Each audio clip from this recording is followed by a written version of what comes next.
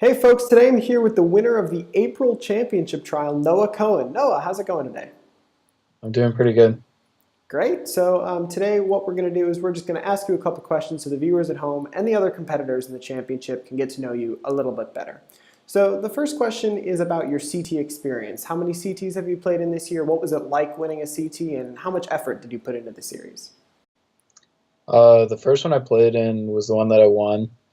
After that, I think I played in another Legacy one with Affinity. So obviously, I didn't, want to win that tournament. I kind of want to just throw away $40 to play Affinity.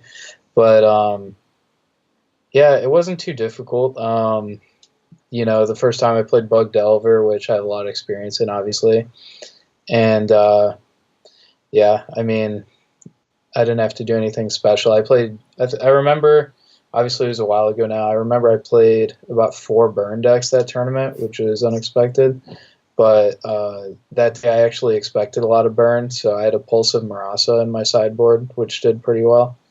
Cool. So Noah, you're really well known in the Chicago Magic scene for being a proficient Legacy player, and you even top 16 GP New Jersey in 2014. Can you tell us a little bit about that? Sure. So obviously that was a different time. Treasure Cruise was legal. So, it's like the Wild West of Legacy. But basically, everyone was on the blue-red Delver deck with Treasure Cruise, definitely 4 of those, like even a Dig Through Time, and basically just a lot of like deck manipulation and air to fill your graveyard. So Treasure Cruise you could take advantage of, and basically just go over the top of anything. And that's why Blue Red was so successful, because obviously the deck has always been amazing in the early game, but its trouble was to finish people off, and Treasure Cruise just put it over the top, and that's why it obviously got banned.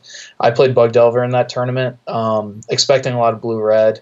I played 3 Treasure Cruises because the deck plays Tarmogoyf, and there's some more graveyard cards in my deck that I had to rely off of, so I couldn't afford to play 4 Treasure Cruises, I remember.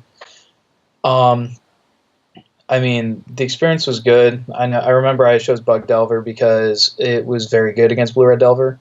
That being said, I didn't play against any Blue Red Delver decks in the entire Grand Prix New Jersey, which I think is pretty rare for the people that were in that tournament. But I remember my first 7 rounds I played against 7 different combo decks. And then round 9, I actually beat Shahar Shenhar. I remember that was a really close match. I remember misused a Flusterstorm to go after a Brainstorm that I was just actually trying to get the Flusterstorm out of his hand that I knew about. And then he tried, I was attacking for the kill with 2 Tarmogoyfs and I think a Delver. He blocked one of my Tarmogoyfs with like a Stoneforge Mystic. I think he had lethal on board coming back at me with a True Name Nemesis, and he tried to double bolt. He tried to, or maybe he didn't have lethal out. No, he didn't. But he tried to double bolt one of my Tarmogoyfs, and I got to regenerate it with a Golgari Charm, and that settled things. And then, yeah, day 2 was pretty great. I think I lost 1 game in all of day 2. I know I 6-0'd, and then got to play on the Pro Tour. So Awesome. Well, congratulations. That was a great finish. So the next thing we're going to talk about is your Magic roots. When did you start playing? Who taught you how to play? What was the beginning of Magic like for you? yeah, so when I was younger, I played a lot of HeroClix before I even knew about Magic. Um, One day, I remember going to the store in California with my dad. We were playing HeroClix there. Some guys were playing Magic on the side, told us that we should try it. I remember this was right when 10th edition came out. I had some red deck with Kamal Pitfighter in it to begin with, and that's when I learned how to play Magic. I quickly built a black-green deck with Sisters of Stone Death, I believe it is. Yep. And yeah, I didn't understand why everyone wasn't just playing Sisters of Stone Death, because that card was just awesome. So yeah, that's how I started. So what was your transition like from the kitchen tables to the competitive scene of Magic? Yeah, so I remember after playing in California and learning about the game, we started going to North Shore Comics back in Illinois, and there were some good players at that store, I remember. Obviously, everyone I considered good because I just started playing Magic. I remember the first couple months, I didn't really win that many games. I was still trying to figure things out. That was during like Lorwyn block. I think I didn't even know that TCG Player existed really. So me and my dad would just build decks at home and then see what happened when we got to F&M. I remember I played a Blue Black Fairies deck that I think I had like everything that the Blue Black Fairy decks of that time had except for Thoughtseize, because my dad was using our Thoughtseizes in his Tree Folk deck. Um, but yeah, and I just slowly, obviously when you're getting beat week in and week out, you want to start winning, and then I slowly started getting some wins, slowly started winning almost every week of F&M there, and then you just build off that, and the better players you play against, the better you get yourself. So I think I was a product of that, and the same could be said when I started going to SCGs. You just get used to the level that you're playing with and against, and compensate. Awesome. So you're actually a member of Team Nerd Rage Gaming, the professional players team that Nerd Rage Gaming sponsors. Could you tell us a little bit about that? Yeah, it all started a while ago. Nerd Rage decided that they wanted a professional team comparable to, you could say, Channel Fireball and Star City. It started out with myself, Kent Ketter, I think Phil Silverman, a couple of those guys, and slowly just escalated.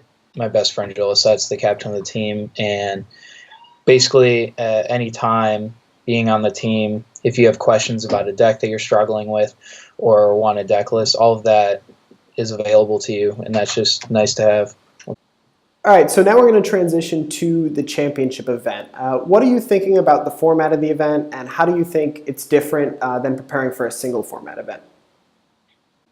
It's obviously going to be a lot different than just a normal event because there's such a small amount of people. There's only 15 other people in the tournament compared to a normal CT, which is, I think, around 60.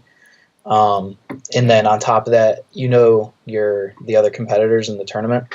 So, a lot of people are going to go about things and try to metagame and get a feel for what other people usually play and try to make their deck choices based on that. Honestly, I think there's a lot to be said of just sticking with a deck that you're really comfortable with. Like, I'm sure a lot of people know I play Bug Delver a lot in Legacy. And,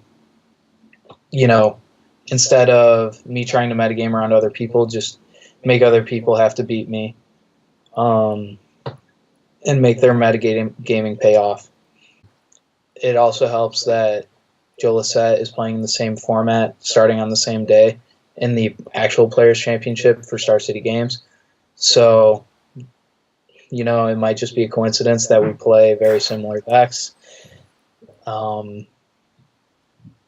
But yeah, I'm excited. I know exactly what I want to do for each format just about. And at this point, it's just all about getting reps in and, just being confident in myself. I've, being on Team Nerd Rage has helped. And obviously, I've played with the caliber of players that'll be in this tournament time and time again. I think that's something that someone new to the structure could struggle with, just not being used to playing a competent player every single round in a tournament and not being able to take any rounds off and still win. Whereas I think I'm pretty prepared for that from playing in the Pro Tour and quite a few GP Day 2s and top 8s of SCGs. I'm just ready to play some good Magic, and deck choice aside, we'll see what happens at the tournament. So is your strategy going to the event focusing on Legacy or focusing on Modern, or do you just want to get a good record overall? I wouldn't say that I expect to do amazing in one format and not so good in another format. I'd like to think that I can compete to 3-0 my pod in every format. Obviously, I feel more comfortable in Legacy, and then my second would probably be Modern, third Standard. But I think that's where a decent majority of people are at, so I don't feel too out of place as far as the whole 16 people goes.